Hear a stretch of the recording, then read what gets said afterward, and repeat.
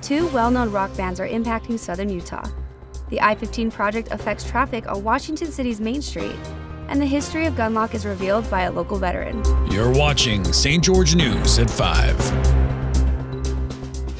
Washington County resident Eddie Mac Jones witnessed enough events to write a book during his 2 decades serving with southern Utah's locally famous 222nd Field Artillery Battalion. Haven Scott has more on the story.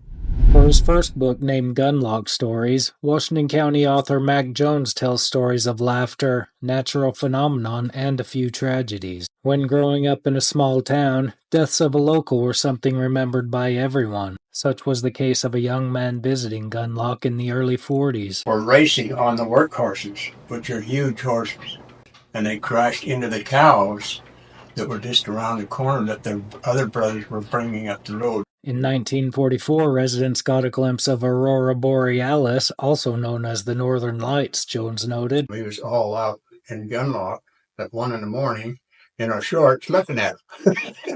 I was only about 4 years old. Not only are all the stories in the book true, they can often teach a hard lesson as well. From the potato incident to learning how to drive before legal age, Jones compiled more than 120 short stories about growing up in Gunlock from 1937 to 1947. My dad called it Hell Yeah. Gunlock Stories by Eddie Mac Jones can be found in St. George at the Utah Daughters of Pioneers Museum, the museum inside the Santa Clara City offices, and online at Amazon. Thanks, Haven. Chris Cale, bass guitarist for Five Finger Death Punch, joined forces with Modern Warriors to mark the St. George business's 10th anniversary, raising awareness for veteran issues. Here's Eric George Gold with the story.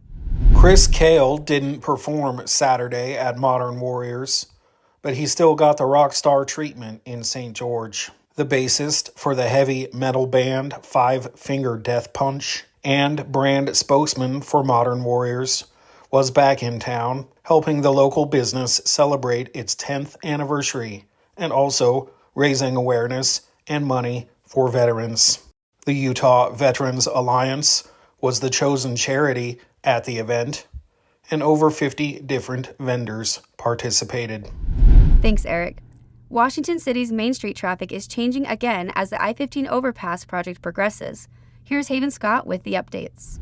The Utah Department of Transportation issued a media release stating that as early as Monday, April 8th, traffic on Main Street in Washington City, north of Buena Vista Boulevard, will be shifted west onto the new Main Street roadway alignment. One-way alternating traffic controlled by temporary traffic signals will still be in effect at Main Street under I-15. All travelers, including bicyclists and pedestrians, are required to obey the signal operations. Construction crews noted the pedestrian detour around the Sky at Brio apartments will remain in place during this period of work. The traffic shift and pedestrian detour are expected to be in place until summer 2024.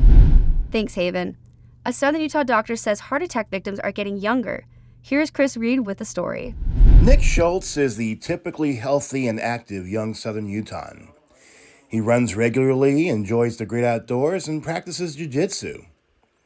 And last summer, the 47-year-old had a heart attack. Statistics have shown about a 5% increase in those 55 and under having heart attacks.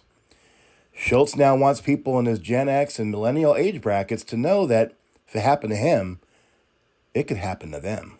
Nicholas Whitwer, a cardiology specialist at St. George Regional Hospital who helped treat Schultz, said there is one big culprit that is causing more younger people to have heart attacks: the American diet of fast food and processed foods.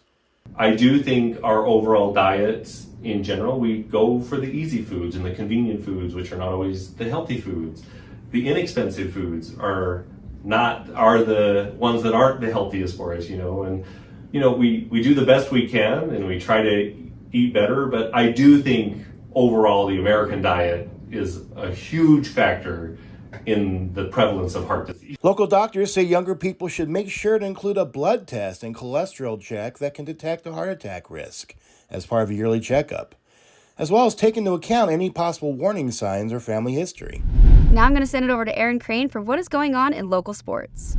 Thanks, Amy. The high school baseball season in Region 9 has reached its midpoint, with top teams Dixie, Snow Canyon, and Desert Hills sweeping their opponents and maintaining their positions at the top of the region standings.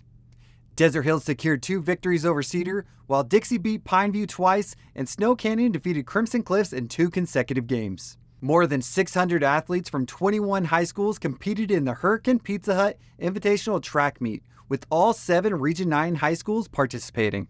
Crimson Cliffs took first in the boys' meet, while Desert Hills claimed victory in the girls, showcasing outstanding performances across various events by Southern Utah athletes. Snow Canyon maintains an undefeated record in the Region 9 boys soccer standings, closely followed by Dixie, both securing victories over recent matchups against Crimson Cliffs and Cedar.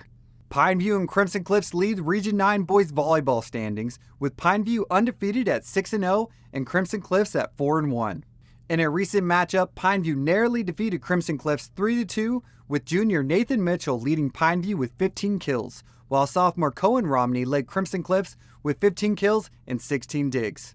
Now back to you, Amy. Thanks, Aaron.